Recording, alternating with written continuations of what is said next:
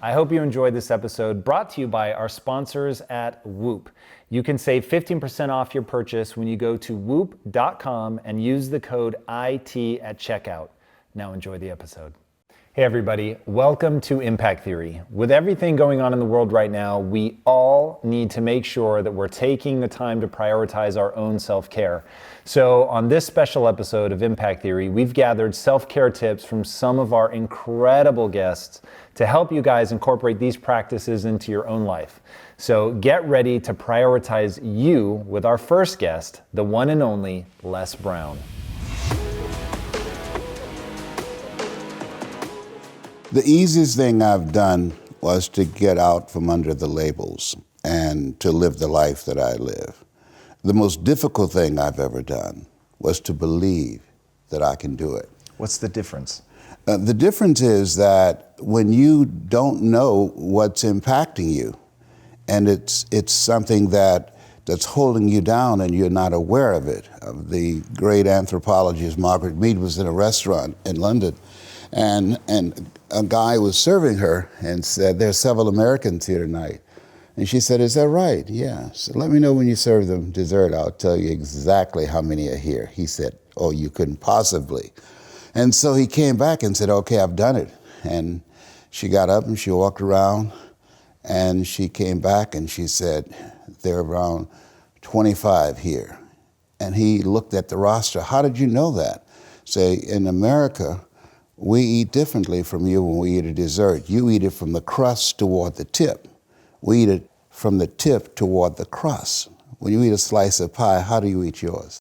Definitely, yeah, from the tip back to the crust, for sure. Yeah, okay, and so there are things that when you, in my situation, when you live in a dominant culture that is designed to destroy your sense of self and your belief in yourself, and you have to learn ways in which you can begin to connect with this power that you have within yourself to handle where you are. The key is to be constantly in a perpetual process of discovering the truth of who you are and fighting constantly to look for ways in which you can escape the inner conversation. I speak to audiences around the world, and I train speakers as well, and I tell them that when you speak, that there's an objective that you want to achieve when you speak to an audience, because how people live their lives is a result of the story they believe about themselves. So you as a speaker, when you speak in this program, when people see you, what you do is distract, dispute, and inspire. You distract people from their current story with your guests and the questions that you ask. Through the process of the ongoing questioning and the way in which they respond and the things they have learned, you dismantle their current belief system and inspire them to create a new chapter with their lives. And so, but that's an ongoing process of constantly interrupting that conversation, what psychologists call your self-explanatory style, because life is going to beat up on you in so many ways, and many things, they come back, negative thoughts and how you feel about yourself, they don't die. They come back once you stop doing the maintenance work on your mind.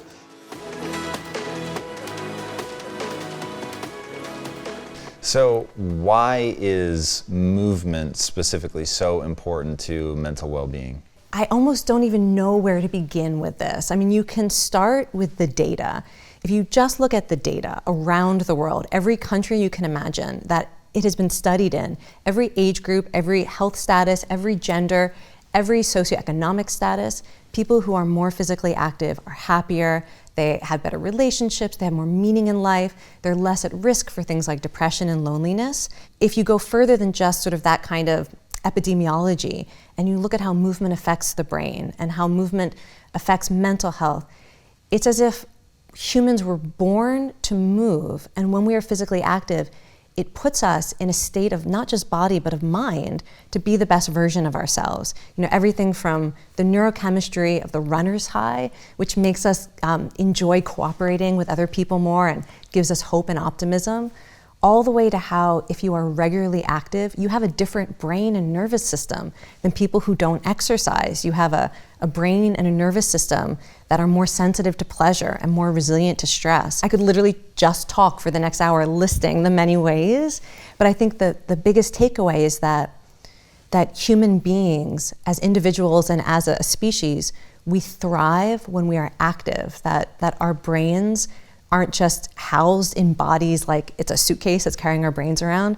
Our brains really work best when we are in bodies that are active.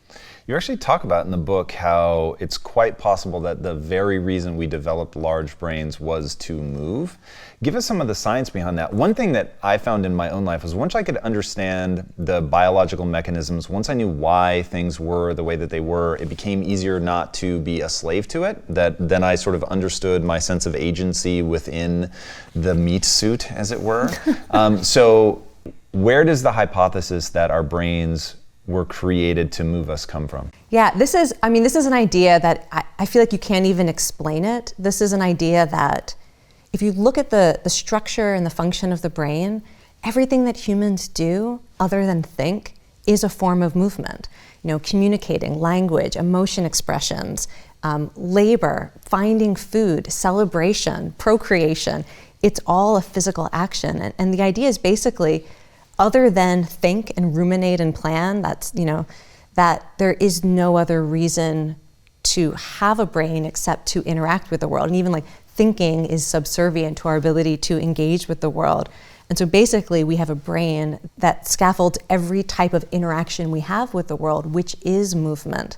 And I think it's not even like a fancy idea, that just is true.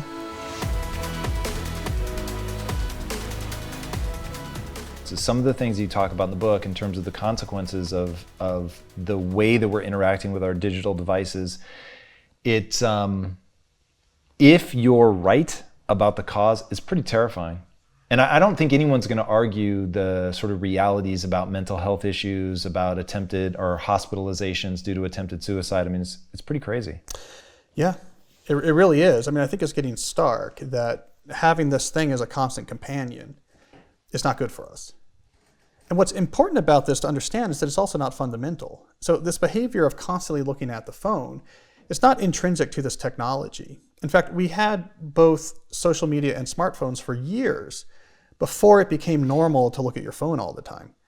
The reason we do that, and this is the behavior that's causing all these issues, the reason we do that is that around the point when the major social media platforms were preparing for their IPOs, they completely re-engineered the social media experience.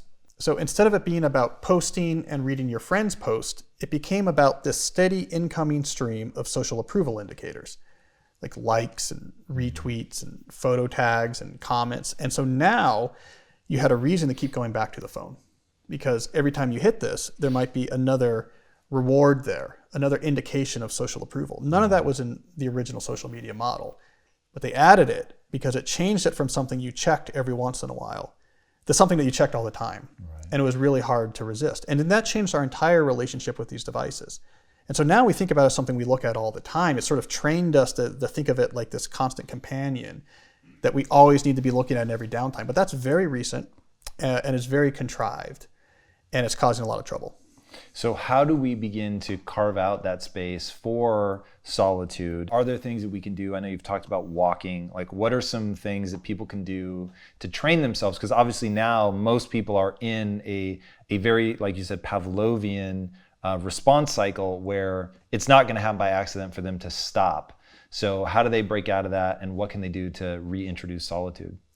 Well, just for the issue of solitude, it's pretty easy to get it back. All you have to do is on a regular basis, do something without your phone. You basically go back to about 10 years ago. Not all the time, but just occasionally, right? Mm-hmm. So maybe when you walk the dog at some point, like I'm not gonna bring my phone, you're going to the drugstore, I'm not gonna bring my phone. Like just have some activity you do most days without your phone, even if it's 20 minutes.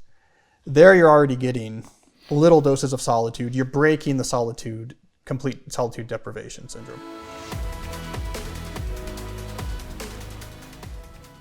One thing that I see in your story that I think is really powerful, and I really want to take a second to drill down into it, is you're way intense. And you've said that, one thing I have to remind myself every night, and we'll talk about feminine and masculine energy a little bit later, but you have to remind yourself to soften back up at the end of the night. And I thought, that's so interesting. So you've got this, I really like the titles, I really want to go after it, I'm way intense, I want to win, I'm all in. Getting in that kind of shape is brutally difficult. But then at the same time, you can balance it with the playfulness, and it's not all about that. How have you learned to strike that balance, and maybe more importantly, how do you teach other people to do that? I've learned if I don't learn to strike that balance, that when I go too extreme in either one, I'm not happy. I feel very scattered. I feel frantic. I feel crazy. So I think that for me, when I start feeling a little bit chaotic, so for me it shows up in a very like grasping for straws. Things aren't happening. Like I'm running into a wall. Like the feeling of banging your head against a wall. That's what it feels like for me. And I know a lot of people can relate to that. And I think especially a lot of people in fitness might get into it to kind of like, maybe they're anxious or it calms their nerves, because I think I run really on the anxious side. So for me, if I don't learn how to control that, I'll go to the extreme of something. So it's a must for me. I actually think it's a must for everyone to kind of find how to dance in the different categories of your life, because we're not just one thing. And when we go all in on one thing, we're severely neglecting the other parts of us, which makes for an empty human, which makes for someone who never feels full. So I have to remember that there's so many parts of me that I need to make sure that I'm fulfilling. For me, play is so important. And when I was first building my business and when I was really getting into the fitness world, I neglected play, and I love being a weirdo. I love being a goofball. I love being funny. And I thought that I had to suppress that side of me in order to win, in order to be successful. College was frowned upon, and like a really restrictive religion. So for me, I think that in order to win and be successful, I thought that I had to just shut down the goofy. I had to be a certain way. I had to just drive so hard. And what happened is the driving got me somewhere. Drive, do it. And the voice in my head was like, it was very like a hardcore coach, which would get me somewhere, but there was no joy along the way. So every time I'd wind up somewhere, I was like, well, I thought this would be way better than when I'm actually here. And that wasn't even fun. Was it even worth it? And now it's never enough. It's like never enough. And I just felt so empty as well, because this part of me that I loved that side of me. I loved the silly, goofy side. It's like that's when that feeling of really liking yourself and feeling alive. That's when I feel most connected to people. And that was another moment of, okay, I really think that all of my power might be in the complete vulnerability. And when I started sharing my story more of, I still have anxiety. Like literally when I sat in this chair, I was like, oh dang, like there's the wave again.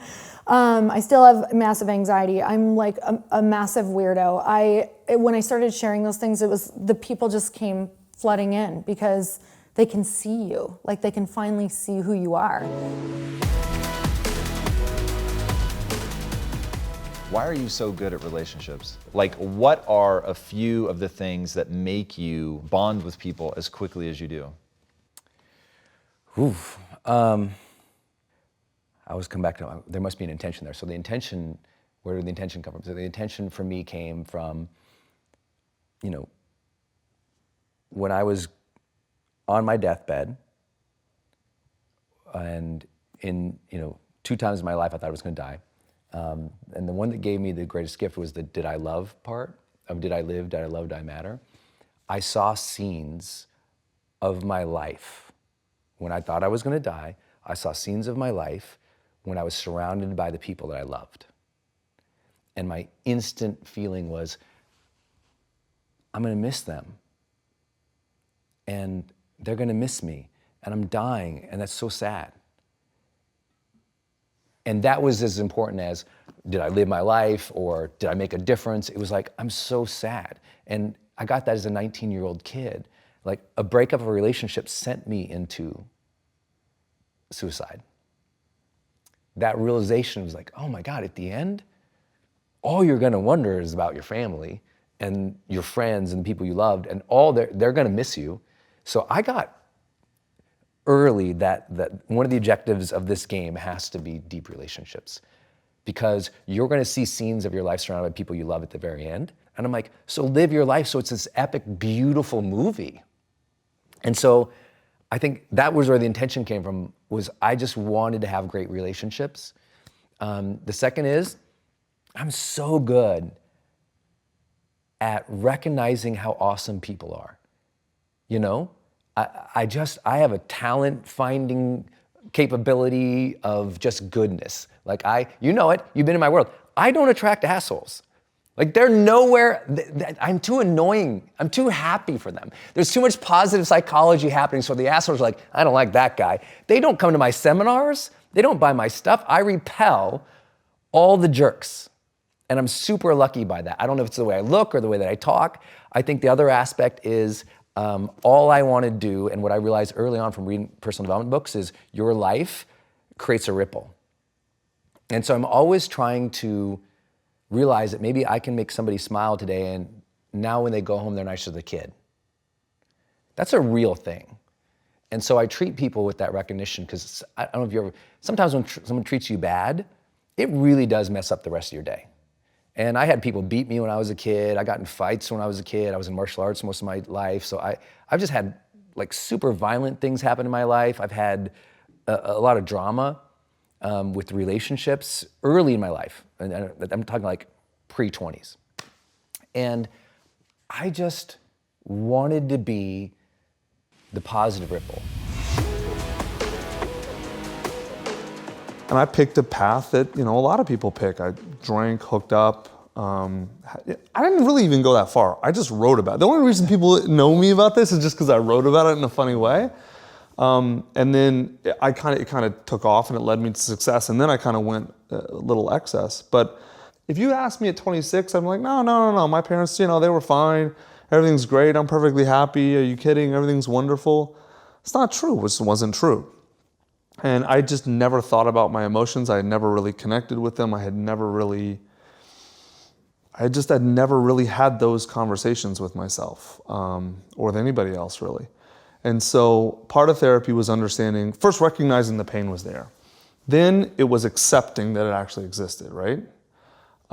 Which is hard. Like you think, well, if you recognize it, you accept it. But no. Like I was in denial for a long, I'm not, all the stories like you tell yourself, but other people have it worse. They do. Doesn't mean like that my stuff doesn't deeply impact me. Or, it wasn't that bad. It may not have been. It doesn't mean that it's not having an impact on me. All that sort of stuff. So I then had to accept all this. Then I had to give myself space to really investigate, like, okay, like what am I feeling? Like, so really kind of connecting my thoughts to my emotions, which sounds like really basic. And I don't know. I just wasn't there. I think most people aren't.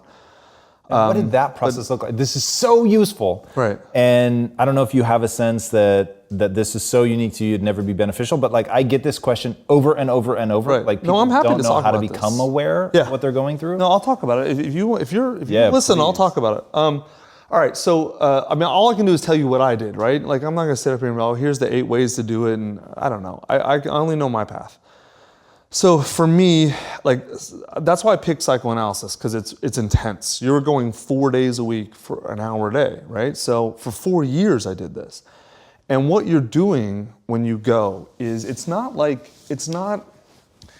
a good analyst, and I had a pretty good analyst, is very it's kind of like the classic, image of like, laying on the sofa and the analyst is kind of behind you. It's like that. It's mainly you're talking and then about what you're thinking, what you're feeling, and then they essentially do their best to present basically a mirror to you, right? So they ask questions or they point things out.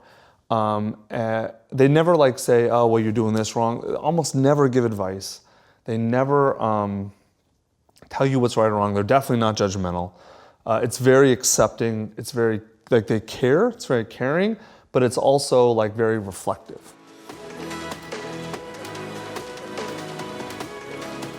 I had a really good friend of mine. I went to lunch and he said, I don't know who this guy is here in front of me. And he goes, let me ask you a question, honestly.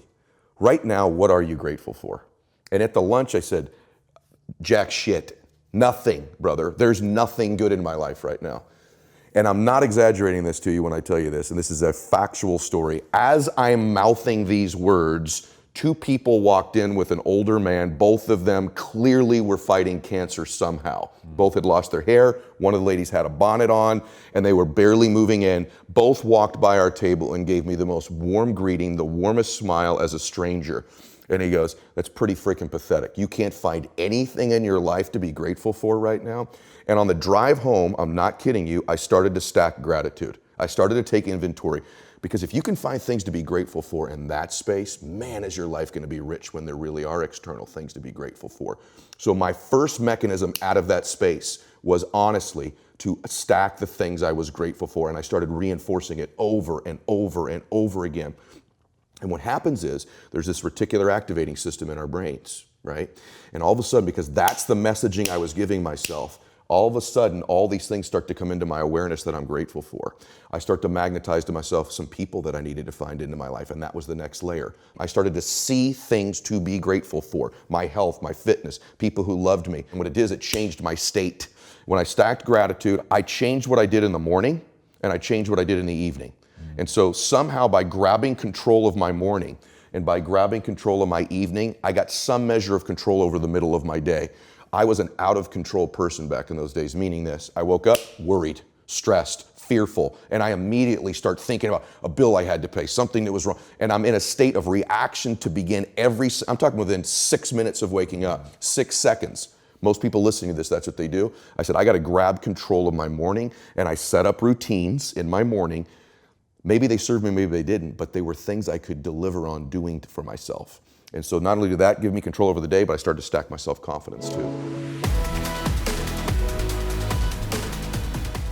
How in the depths of your despair did you become okay with trying something that you knew might fail? Like, how did you build yourself back up? You know, the daily practice, was that the answer? Like, you, in your book, Choose Yourself, you do this extraordinary walkthrough of a kid reaches out to you and he's like at that place where he's just on the floor.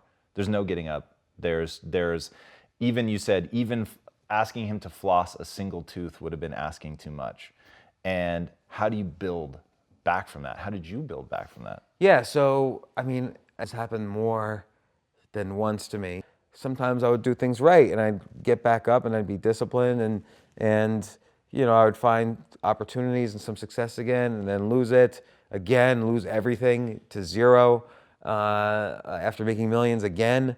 And I remember one time I had built and sold a second company, or maybe this was the third company, and I was lying in a hammock and I realized I just had lost everything again. And the hammock was in between these two houses I had bought on this nice piece of property overlooking the Hudson River, and it was raining and I just didn't feel like getting up because it was just, where was I gonna go? I had nothing to do, nothing going on, nothing to hope for.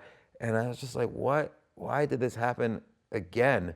And I started to just bit by bit piece it together. Like, where did I feel pleasure on the way up in such a way that, oh, if I keep doing this, if I keep hitting the accelerator on this activity, good things will happen. And that's what I call in Choose Yourself, I call it this daily practice that now just every day I make sure I factor in these 4 things. I'll say the 4 things, but then I'll say how from the beginning you can do it. So the 4 things that I started doing, and again, this was just me, I mean, it might work for others, might not.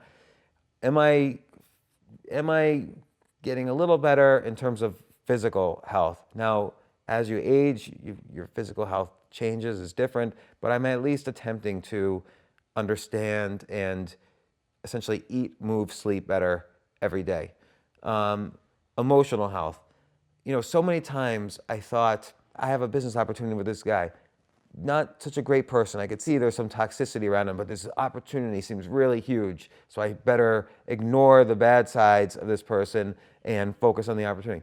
Those situations never, ever, like 0 of those situations worked out. And so you know, every day do I think, am I eliminating toxic people from my life and focusing on positive people who I love and want to support, and they love and want to support me? And then every day you could tweak that like a bonsai tree. There's always people moving in and out of your life, and you could always tweak it. And so that's emotional health. All right, everybody, I hope you enjoyed learning how these amazing individuals use self-care practices to help them create the best versions of themselves. And now my hope is that you guys will be able to prioritize your own needs and help you achieve the same kind of extraordinary success. You need to take care of you. Please don't forget that. Thank you guys so much for watching. And until next time, my friends, be legendary. Take care. Hey, everyone. I want to tell you all about our sponsor, Whoop. Life can be stressful. We're all impacted by stress differently though. From what we do at work, how we train, and our lives at home, we're constantly exerting ourselves. And oftentimes, we only think about what we do to stay fit and how we eat, but we overlook the importance of sleep in all of this. Tomorrow's best work though is done by night. And our sponsor, Whoop, is a fitness tracker strap with an incredible app that helps monitor your sleep. Whoop provides the personalized insights to make smarter performance habits from your sleep. Whoop tracks all things sleep, from your sleep cycles, stages, disturbances, and efficiency. Based on how strenuous your day is, Whoop will provide suggested sleep times so your body is able to get the rest it needs to recover. Whoop also automatically tracks workouts so you can focus on your training. Whoop has a built-in app that's amazing, and it has this cool feature that allows you to track your strain from training in real time, monitor your calories burned, heart rate, and what zone your heart is in. The Whoop Strap 3.0 has 5-day battery life and on-the-go charging, so you never need to take it off, and it's even waterproof. You can also sync your heart rate to compatible treadmills, bikes, and rowers. And the Whoop membership service provides a fitness tracker for free and gives members access to their app, which provides personalized insight into recovery, strain, and sleep. If you're looking to be smarter about how you sleep, recover, and train so you can be at your best, you have to get Whoop. Whoop is offering 15% off to our audience when you go to whoop.com and use the code IT at checkout. That's WHOOP.com and use the code IT at checkout to save 15% off your order. Unlock your best self today with Whoop. All right, guys, try this one out. Take care and be legendary. Many people never achieve their goals because they have too many toxic, negative, energy-draining people in their lives. And you have to have goals outside of your comfort zone that will challenge you, because in order to do something you've never done, you've got to become someone you've never been.